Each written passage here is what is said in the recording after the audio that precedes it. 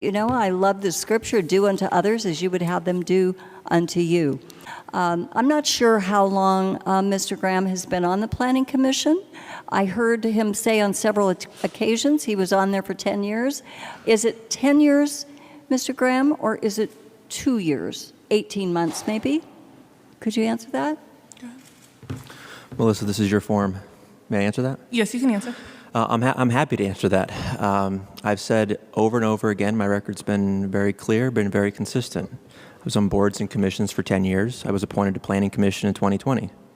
There's been nothing equivocal about that. I've been very clear and consistent.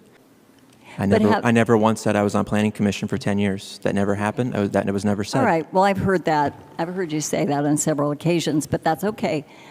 I do believe, though, if you've been on planning, you've been on transportation, then why is it you're so upset with what's been happening in Scottsdale? You should be an influence. I've been out in the community. I've prayed with people. I've talked to people.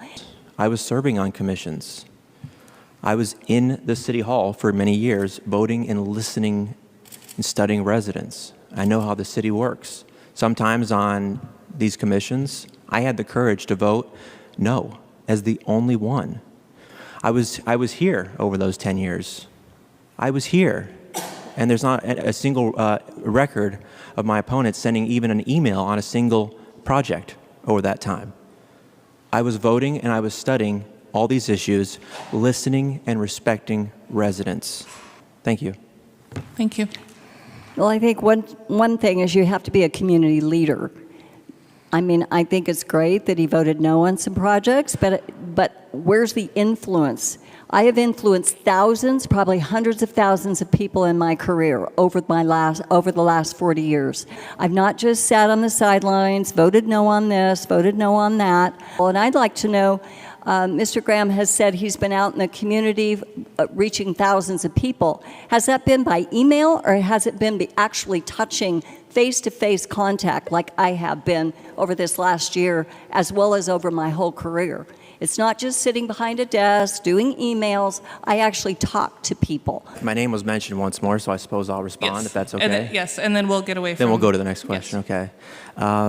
I agree with my opponent. People are very dissatisfied with the direction, the path the city is on. I've met and made contact with thousands of people. I've been in local party politics. I've been in churches. I've been on commissions for 10 years. I went through Scottsdale leadership. I grew up here. Look at my voting record.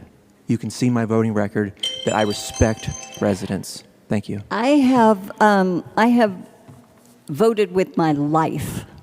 I've not just sat behind commissions and boards. I have voted with my life. I have given my life, not only to the Lord, but to people. I'm not just sitting behind a desk voting no or yes. Yes, it's important. We have to have people that understand that type of thing, but I do know we have city staff, we have people that can help us with all that. I voted with my life. So, you know, he can vote with his pen, but I voted with my life. All right. If elected to city council, how will you balance these, longtime residents, people who are established, with expansion plans that are already in the works, the general plan, without upsetting the residents even further? How will I balance? What was the question? How will I balance? Yeah, how will you balance? There's people who have been in their homes for several years, but we know that there are plans in the works. There's plans in the general plan that the city follows, the state trust land that's being sold off. How can you kind of balance those two aspects? Well, I think there's a real concern about the short-term rental situation. I was the only candidate to mention giving the police a raise. I was the only candidate to mention reaching out through our charities. I was the only candidate to mention those things. The question, though, was about balancing residents with the interest of applicants. Is that correct? Applicants seeking zoning variances. That's a big problem with our city right now, is that all of a sudden a project's going through the process and the resident, the neighbor, somebody down the street, had no clue about it.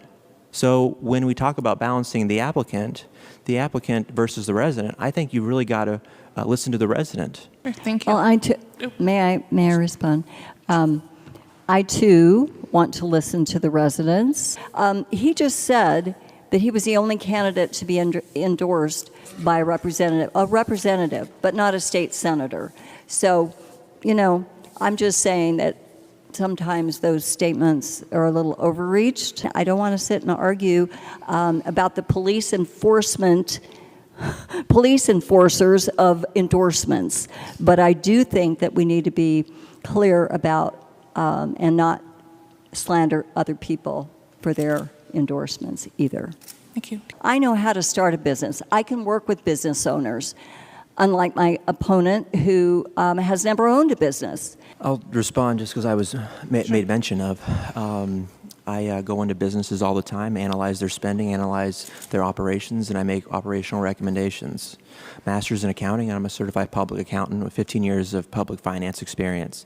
On the boards and commissions that I've served on for so many years, it's true. I didn't go along to get along. There were times, sometimes I was the only no vote because I was listening to residents. Thank you. And I've I been wanna doing the follow- right thing my whole life. So, you know, it's great that you say you're not going along to get along, but I've also have a 40-year career to back up what I believe in and what I stand for. Have either of you received any campaign contributions or support from the candidates who did not survive in the primary? Well, that has been asked multiple times, so I know where it's coming from. It's coming from my opponent's team somewhere. Actually, I've been very honored to be supported right after the primary. I was very blessed to get a couple of emails from my opponents. I am very happy about that. I think that that shows that I'm able to reach out even with people I disagree and know there's been no